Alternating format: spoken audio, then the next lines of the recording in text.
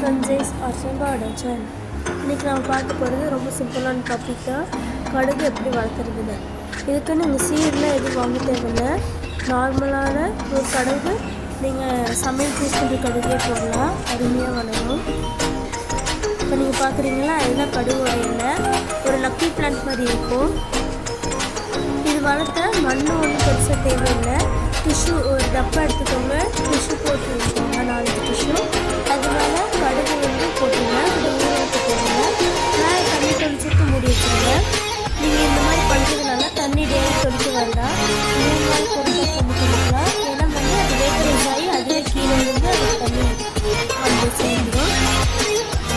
இது வந்து micro green rice ஆகுது.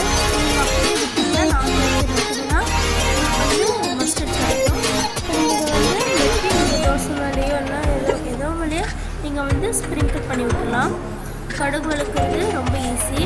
இது வந்து ஒரு வாரத்துலேயே இல்லைன்னா 15 நாள்லேயே இது வந்துடும்.